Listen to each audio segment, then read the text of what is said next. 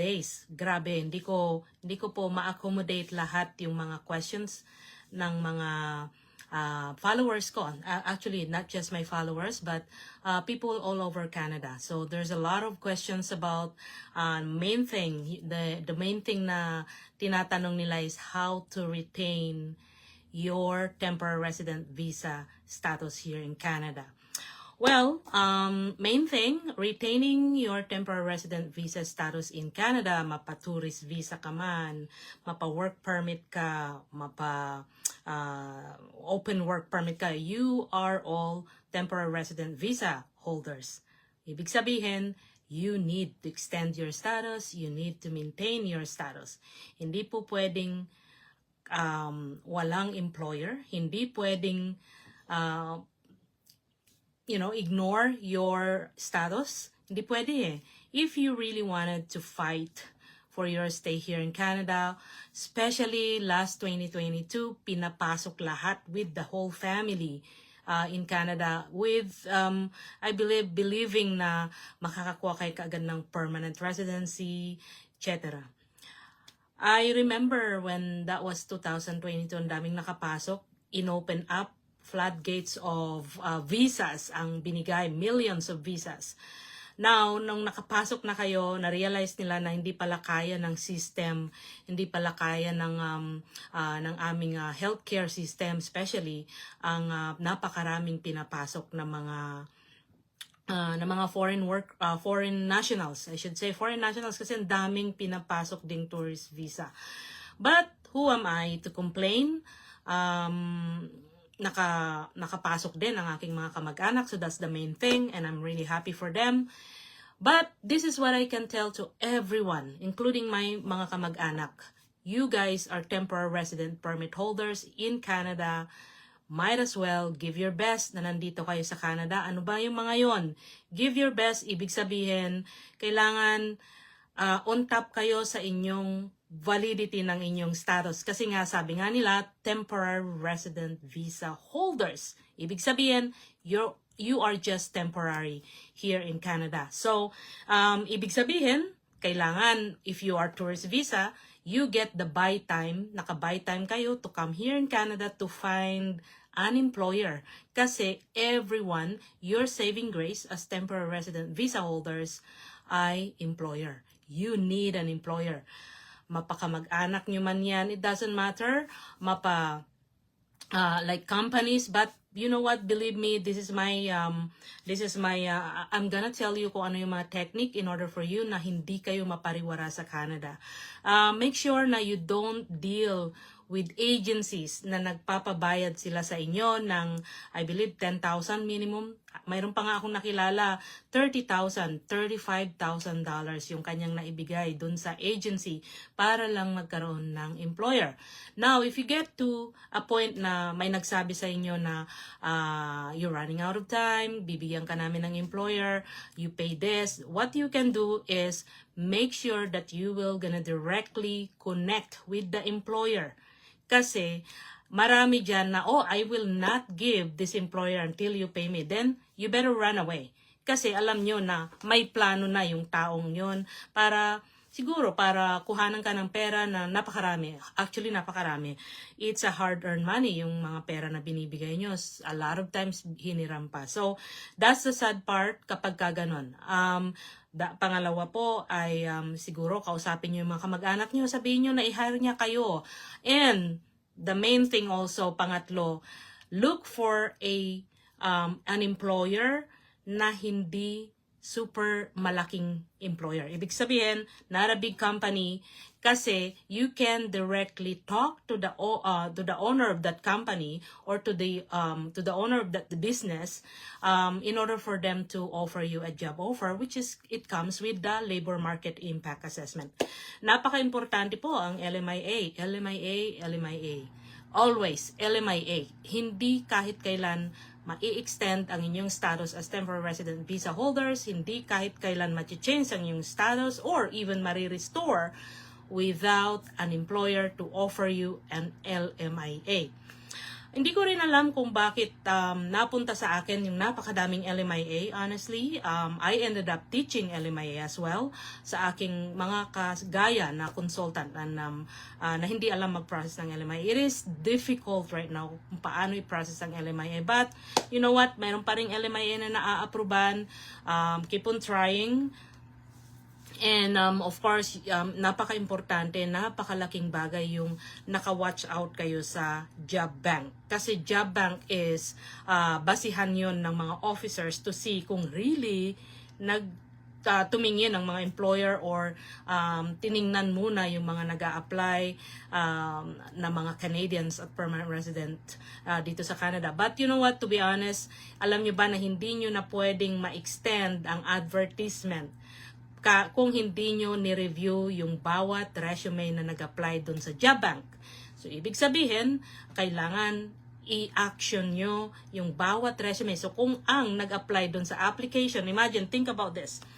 LMIA application. Bago ka makapag-apply ng LMIA application, you need to go through job bank. And job bank, kailangan you go through Canada Revenue Agency. So, napakadaming branches ng government para nang sa ganun makakuha kayo ng validation ng job bank. Now, maraming mga walang patience, honestly. No, actually, few people doesn't have patience. Akala nila when they get into that job bank, agad-agad na validate, agad-agad mag-advertise. No, hindi po. Kasi they are so strict to validate one account para to make sure na yung employer ma-discourage to hire foreign national and yung employer is mag-resort at saka mag-hire dito sa Canadian. However, hindi nila alam na napakadaming Canadian and permanent resident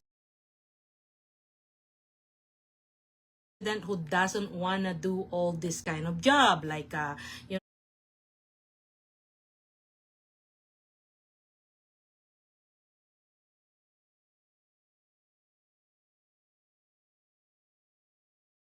sa restaurant, sa caregiving, sa nanny, farming. If you are Canadian or permanent resident, you think you will gonna go there, especially Filipinos. I know, guys, that's how you started. Pero alam naman natin na ang mga Pilipino, they are all, like mostly, they are educated back in the Philippines. So they wanna make sure na, like for example, they became a caregiver. They wanna make sure na detour lang nila yung pagiging caregiver to get into that permanent residency application. Pag naging PR sila, definitely, they wanna improve themselves. They wanna upgrade themselves, di ba? Kaya nga, napaka-importante po everyone, if I may, at kung gusto nyong makinig sa akin, kasi I know I cannot change you, I cannot change anyone, but if you listen to me, maybe I have the capacity to tell you. I've been here in Canada for 23 years. So that's more than 2 decades na po ako dito sa Canada. But one thing that I'm really grateful is that I made sure that I believe in myself. I'm not genius, guys. I'm not even smart. But I believe in myself that I can actually do better by upgrading. So that's what exactly I did. I upgraded myself, yung aking sarili. I studied. It doesn't matter. You don't need to be in the university. You don't need to be to have straight A or straight 90, 80. Doesn't matter. Alam nyo ba ang passing grade dito is 50. That's so funny. But again, when you pass and when you want to take a licensing exam, usually it's pass or fail. And I wanna encourage everyone na if I myself came here in Canada as a simple person, definitely, and then I get better, definitely you will gonna be better also, especially you guys are young. So if you are young, wag niyo pong sayangin yung inyong opportunity to be better here in Canada. Wag niyo sayangin bawat isang araw to find a way to improve yourselves, especially when you talk, especially when you're speaking. Napaka-importante po yan, and kailangan yung kalabanin yung pagiging mahiyain nyo. You need to be confident. When you face people, you need to be confident. Anyway, I cannot really see any kind of questions here. Definitely, I don't know, but I wanna. I'm trying to discuss about immigration actually, and hi Judah, see you on January 2023 yata yun or something, but inilagay ko na sa kalendaryo ko. See you in the house, okay? I know that you wanted to meet me outside, but I think it's better if you can come to the house and have breakfast with me. But I don't know how to cook, but I can have breakfast with you. Maybe ikaw na lang magluto sa bahay.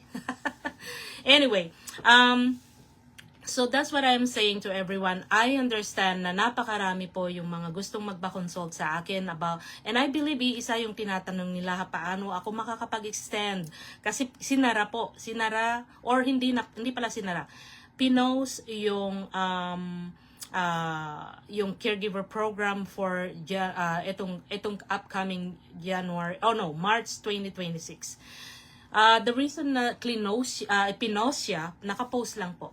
The reason na nakapost siya is that kasi napakadami, ang daming mga applicant na hanggang ngayon ang dami kong kakilala dyan, and marami akong naririnig na hanggang ngayon wala pa ngang AOR yung last year.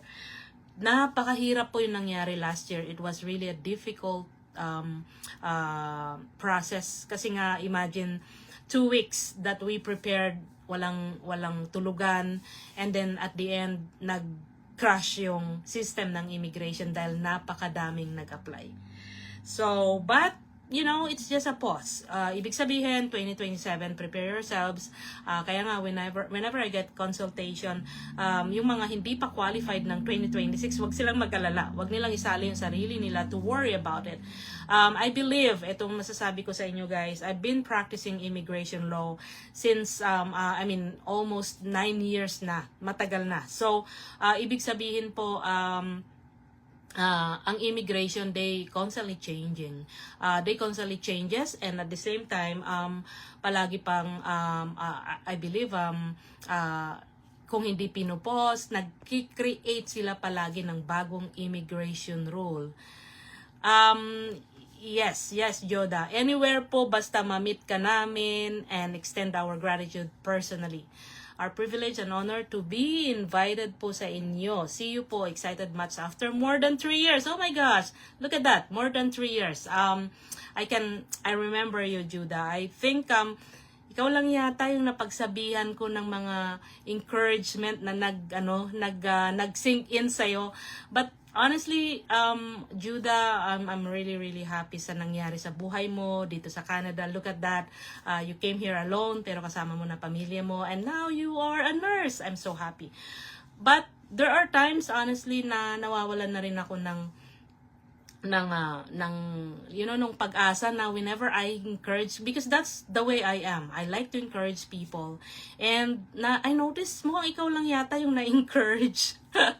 Mukhang ikaw lang yata yung nag-sink in yun. So kasi parang wala lang eh. Parang I realize na you cannot really encourage people, you cannot change people.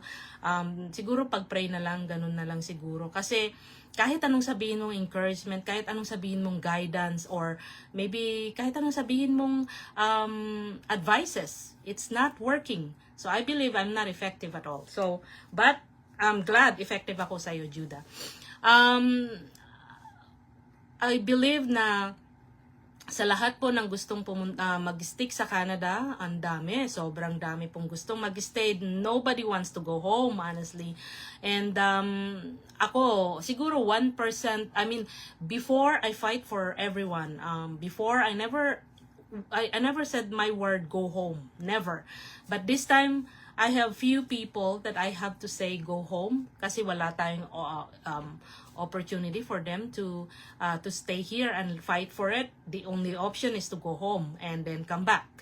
But again, immigration really sa inyo, lagi kong sinasabi sa inyo mga temporary resident permit holders, make sure to save up.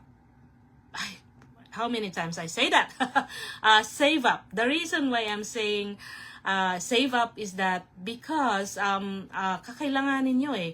Kung mawawalan kayo ng trabaho, you need to pay your rentals, you need to pay your food, a lot of things that you really needed to do. Para nang sa ganun, hindi kayo mapariwara, or maybe hindi kayo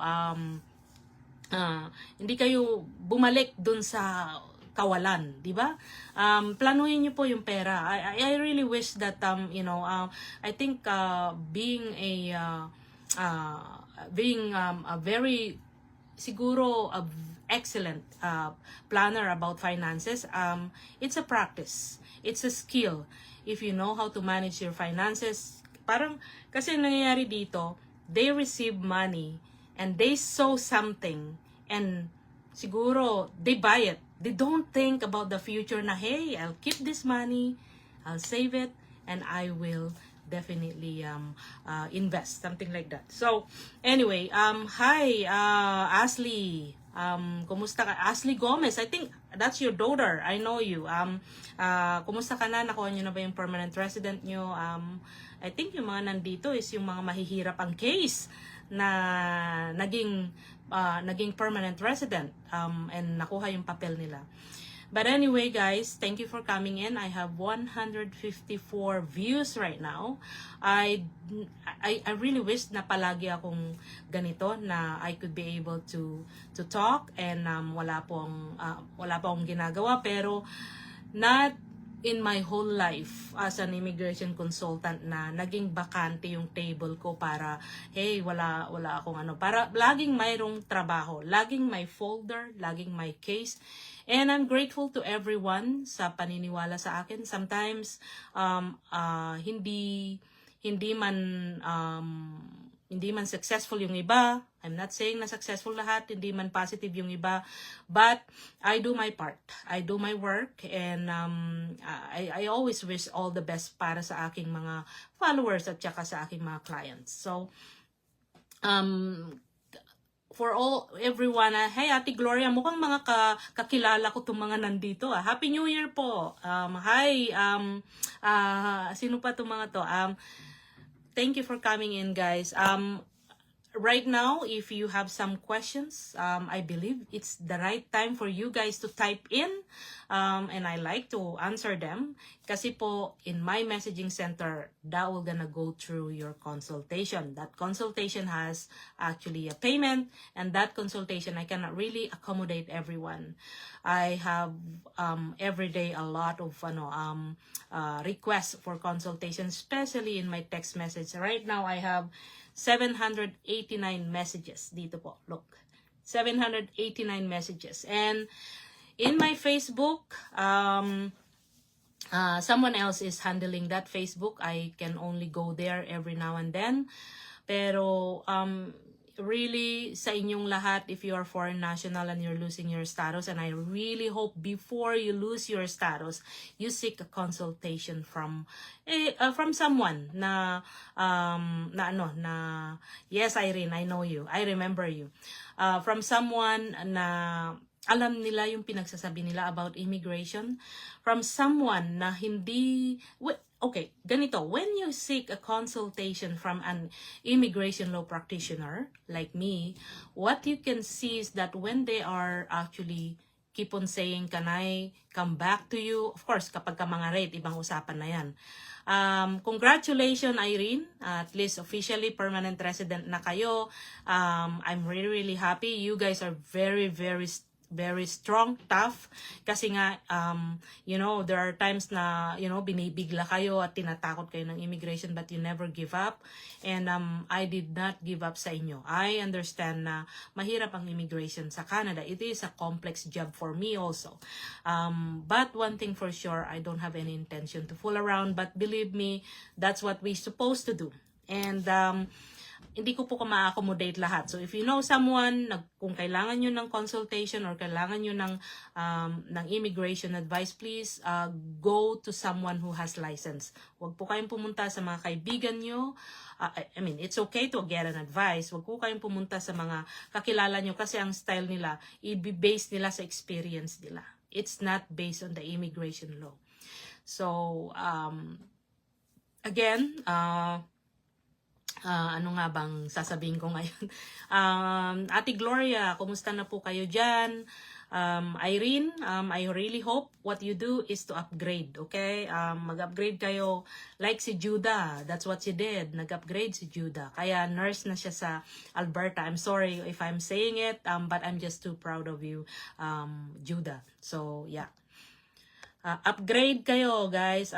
Happy New Year po, Ate Gloria, and also to your whole family.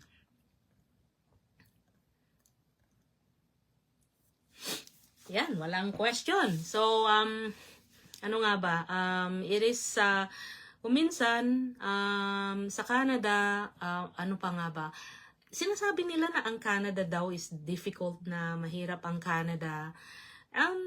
Ewan ko, but siguro sa mga nawalan ng status at napariwara, I believe, walang kamag-anak, I believe also, kasi pag may kamag-anak kayo, i-guide naman kayo, but it's not everybody.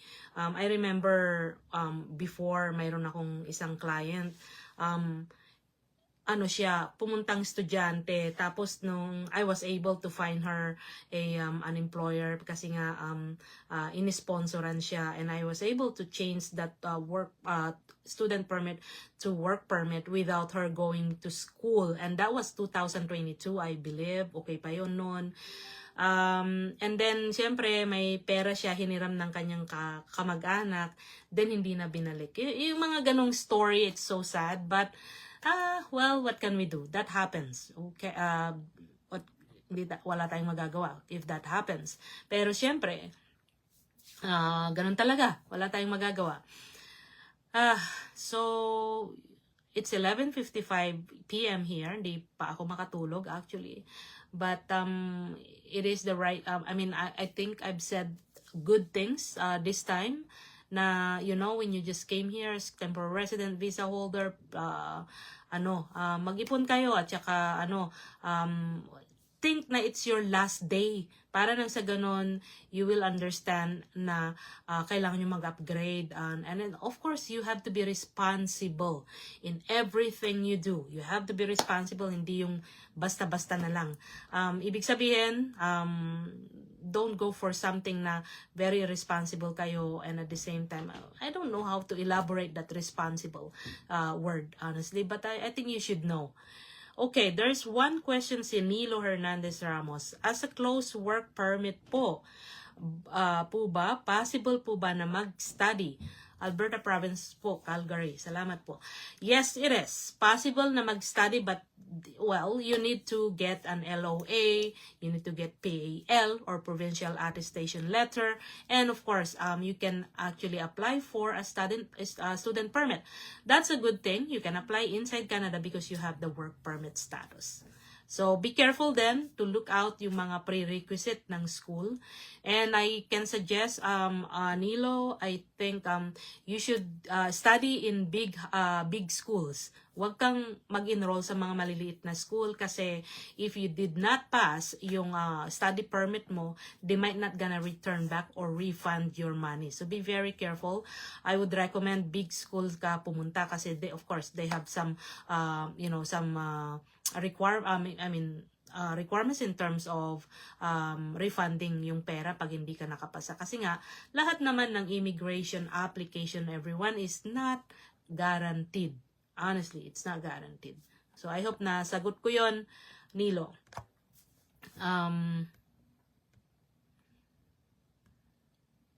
Sino pa nga ba? Ano pa ba? I believe si Irene. Irene, you know what, Irene? Since may anak ka na below 12 years old or even below 15 years old, you can sponsor someone also. As long now, of course, you have qualification in terms of your income. So, kung permanent resident ka or Canadian citizen ka sa Canada, you can sponsor someone as long na mayroon kang ipapaalaga. I believe you can do that. No pa nga ba? Ang questions, but I think I will try to come back again. I like to, be talking to everyone and clarify things kasi nga hindi ko naman maka-accommodate lahat. But if you have an urgent situation, like for example, refusal, reconsideration, Especially LMIA, my goodness, sawang-sawa na akong kakaprocess ng LMIA, honestly. But, it's okay. Eto, meron ulit. Si Jollibee. Nagutom ako Hi, Ma'am Norlin Sarma, personal support worker, private home. Is there any other PR pathway aside from caregiver pathway? Right now, there is an OINP, which is NOC 44101. That's caregiver. However, tingnan nyo rin kung qualified ba yung employer, kasi may qualification, masyadong mataas yung qualification ng employer when it comes to PNP or OINP. Kasi meron mga qualified dyan na NOC 44101 or NOC 44100, pero hindi qualified yung mga employer. Pero yun ang PR pathway. Now, if you have a 1-year experience sa Canada, you can do Canada Experience Class. So that Canada Experience Class, that's under Express Entry. So when you go through Express Entry, of course, it's given you have to get your English exam and also being assessed or na-assess na kayo ng World Education Services or ICES. So, importante yung dalawang yun, and of course, your experiences. So, always go to register for Express Entry. Naka-umbrella yung Canada Experience Class. Now, if you have a 1-year experience, pwede kayong doon na mag-apply. Now, if you are naimbitahan, pag naimbitahan kayo, then definitely you could be able to apply for permanent residence. But right now, what if hi Gina, I know you. What if hindi kayo naimbitahan? So again, I always say to everyone, what if hindi kayo naimbitahan? So maintain your status. So kapag wala na yung status nyo, definitely you really need to extend that regardless. Kasi ayaw nyong mawala ng status. And then the last resort will gonna be a temporary resident visa application. They call it visitor's record. Now, if you lost it, then pwede kang mag-restore. Now, eto pa pala, napaka-importante to everyone. If you're a tourist visa holder, kasi it happens yesterday with one of my friend,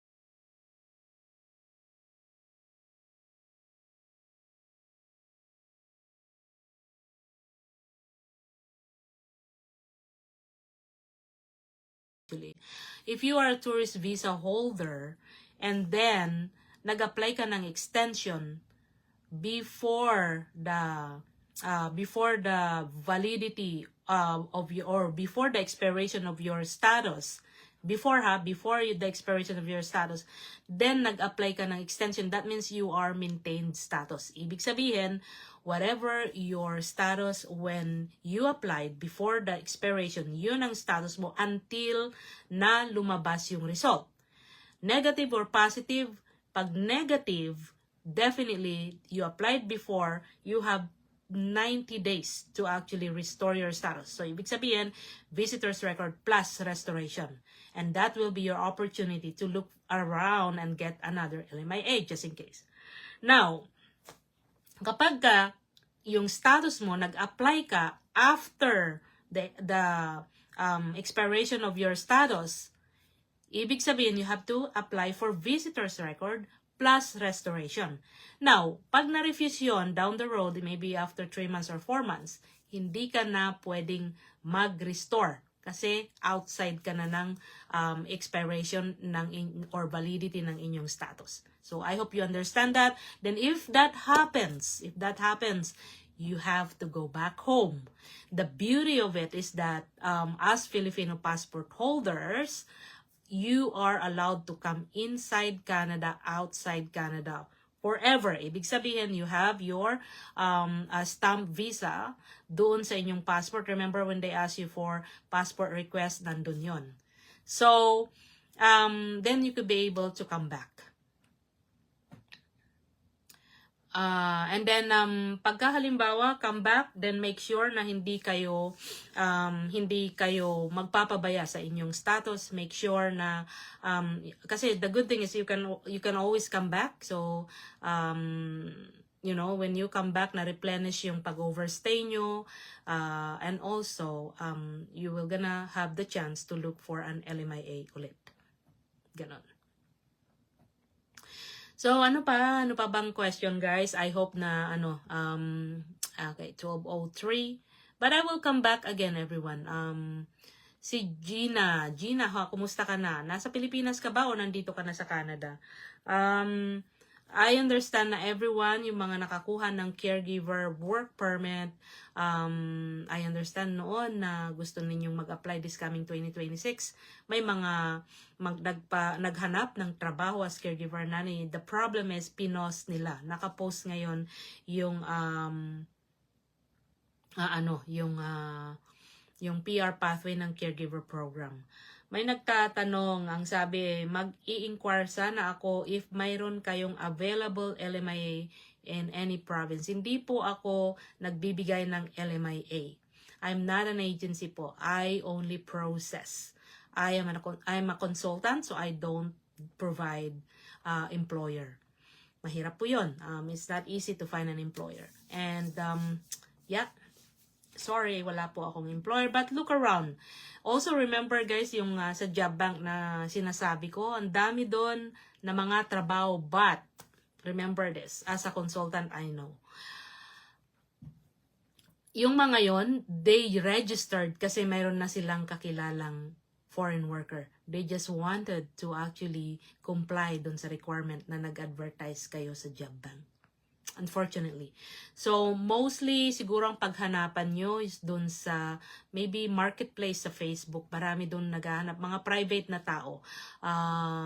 KGG, Indeed. Mga yun, marami dun na mas totoo or legitimate na employers. Pero sa job bank, believe me, karamihan may mga kakilala ng mga foreign worker na gustong i-sponsor. I don't know kung bakit napaka-stricto ng job bank, but I think they know na ganun nga yung sitwasyon right now. Okay.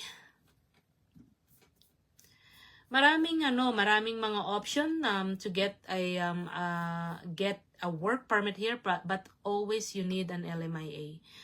Maraming mga taong pumunta dito na tourist visa holders. Ayan pa, isa pang topic yan na mahalaga right now na gustong sabihin sa inyo. Eventually, one day, marirefuse yung inyong extension, visitor's record and everything. Kasi nga, hindi naman pwedeng forever na nag-extend ka na kahit kailan hindi ka lumabas. Everyone has to go out. Okay? At some point, pag hindi kayo na-extendan, I would recommend, kung hindi na kayo pwedeng mag-restore, go home. So, ibig sabihin, when you go home, ibig sabihin, you have or you need money. So, when you go home, you need money. So, at least naman, mag-save kayo ng pera para sa ticket nyo. Para pagbalik nyo, may two-way. So, when you go home, so for example, tourist visa holder kayo or nawalan kayo ng status, what you do is to go back home. One-way ticket yan. Then, come back as a tourist visa holder or as an electronic travel authorization or ETA holder, you have to have two-way ticket back and forth. Okay? So, remember that. Hindi pwedeng iisa. So far, hindi naman stricto ang pagpasok ngayon. Basta mayroong letter of support from someone here, kaibigan, or maybe your employer, or maybe your family. At least mayroon silang letter of support na papasok, then that should be good. Now, maganda rin, it's an opportunity when you are making money in Canada, then you go back home, siguro ilagay nyo sa bangko yung inyong pera, and dalhin nyo yung bank certificate. Napaka-importante talaga na may pera kayo dun sa bangko eh. I remember maraming mga I remember my my relative before or my family, pumunta yung nanay dito as a caregiver, and then pagpunta dito, pinasunod niya agad yung pamilya niya with her. The reason na nakapunta yung pamilya niya as tourist is that may pera sila sa bangko. Okay? Then pagdating dito, may pinang-rent sila. Mayroon silang pera na pang-rent para ma-cut off yung pagkakahiwa-hiwalay ng pamilya. But not everybody can have that. That's the thing. Kasi once na pumunta ka na dito, naging breadwinner ka na, then wala na, hindi ka na nila tinulungan. But it is so important, guys, na remind yourself, my phone, alam nyo ba tong phone na to, sabihin mo lang, Siri, schedule me for January 15 at 3 p.m. about this, something like that. Just say it. And then Siri will take care of that if you're using an iPhone. Siri will gonna record that, and then pag dumating yung time na schedule mo, ilalagay niya dito sa harap, and then paglagay sa harap, makikita mo, I have a schedule. Or maybe ask Siri, tell me my schedule for the whole week or for today. Nandun doon, makikita. So, use the technology para hindi nyo ma-miss yung yung mga reminders sa inyong everyday lives. Napaka-importante yon. The reason is that when you miss something, you're being irresponsible.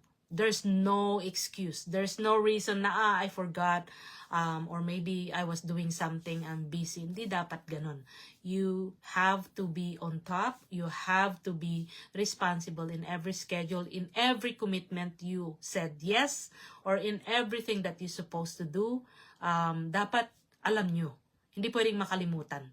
Hindi na pwedeng hintayin pa na mag-remind yung ibang tao, yung ka-meeting mo, or yung kausap mo para ma-remind ka. No, they're not your reminder. You should remind yourself. So, I think I'm giving a lot of good, good tips right now.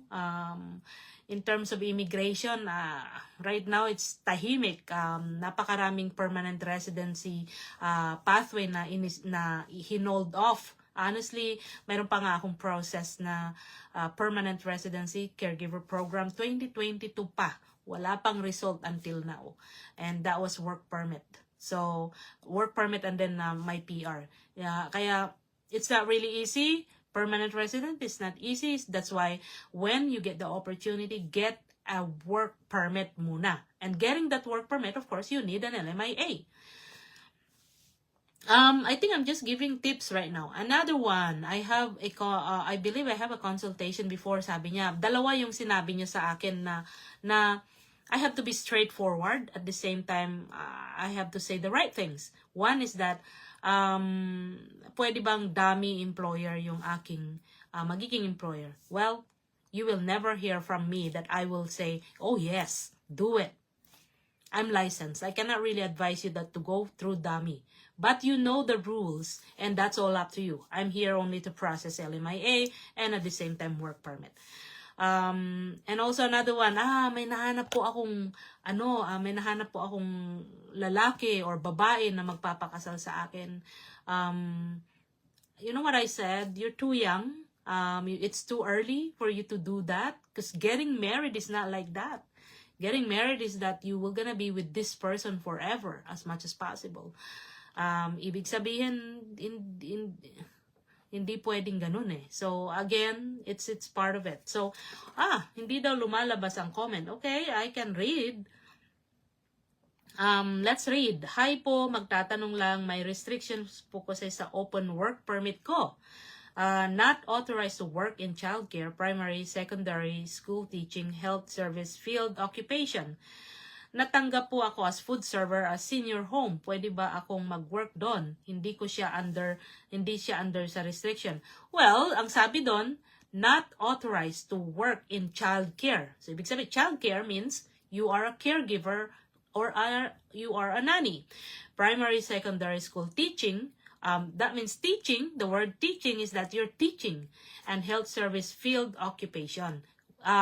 Definitely you can work. The company can be nursing home, the company can be school, pero you're not doing all this secondary teaching, hindi ka nag-childcare, at hindi ka rin nag-caregiver. So, that should be okay. It should be all good. Okay? I hope na ano ko yun, na nasagot ko ng proper sa inyo. Okay? So, I'm glad na nasagot ko yun.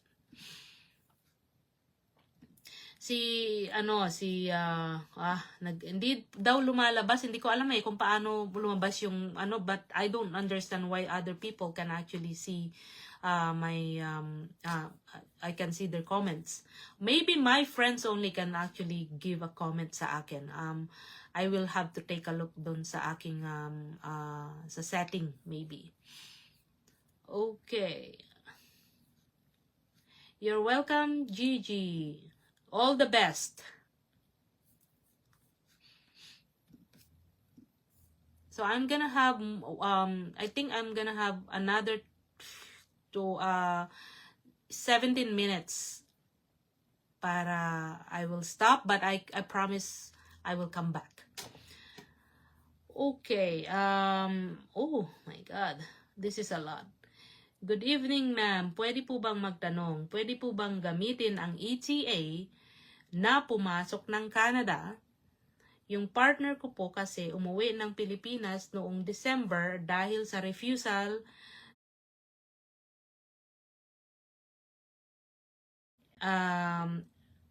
and she need to leave Canada immediately. Pang dalawang refusal po yun kasama ang restoration. Better po na mag-apply ng visitor's visa or pwede na lang na gamitin ang ETA pabalik ng Canada. Andito po kami sa Canada, kasama ko ang mga bata and nag-apply ng paper-based sa pilot program po ng March 31. And AOR yet, wala pa. Waiting for result.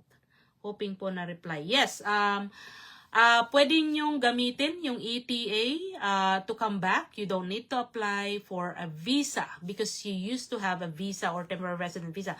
Kung mayroon pa yung, alam nyo yung passport request, di ba, mayroon yan na sinasabing unlimited, multiple visa na papunta in and out, you can use that now. If it expires, pwede kang mag-apply ng electronic travel authorization. So, yeah, that's what you can do. So, pwede kang pumasok, come back, and make sure na, may mga letter of support para pagka hinarang kayo ng Pilipinas, may papakita kayo. But if you are in Canada, they don't even care kasi you have your ETA. Not unless you did something, but it's a different story. Okay? Gigi, one of these days, magpapakonsult ako sa inyo. Sige, guys, my number, please text me, or in my messaging center dito, my phone number, please text me, not call, 647-996-2273. Ito, may isa pa, mayroon po akong question, mag-i-end na yung work permit ko on December 2026. Isang taon pa. Nakahanap ako ng bagong employer. Pwede po bang apply ulit ng LMIA or job offer lang po? Tapos yung asawa ko, nakahanap ng employer dito sa Canada, pero status niya, tourist, pwede po bang i-apply ng LMIA? Definitely. You can apply for LMIA sa asawa mo, but it depends kasi may mga restrictions. For you, hindi ka pwedeng mag-extend ng job offer lang. When you apply for a work permit under LMIA, that is a closed work permit, you need to get a, even if you are PGWP, kasi alam natin PGWP, one time lang. Both of those, you need an LMIA to extend your status. Okay? So, importante yun. Importante ang LMIA, guys. Importante ang employer. That's why I'm saying, kung ito yung saving grace nyo for you to be able to maintain your status, especially wala pang program for PR. So, napaka-importante. So, I hope, Marites, na na-answeran kita. So, your husband can get that LMIA. Ikaw, when you extend, kailangan mo ng LMIA. So, December 2026 siya mag-e-end. So, at least siguro by June, mag-start ka ng magpa-process ng LMIA sa employer mo kasi matagal ngayon ang process ng LMIA. That can take up to 3 to 4 months, sometimes even 6 months. Depende kung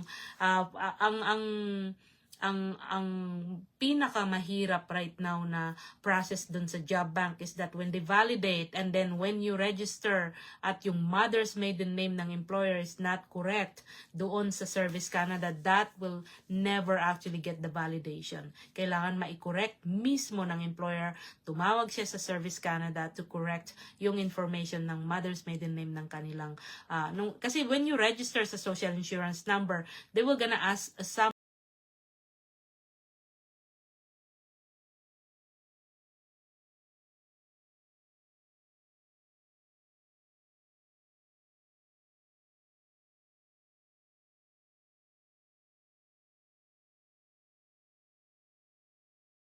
security questions, i-record nila doon para one day when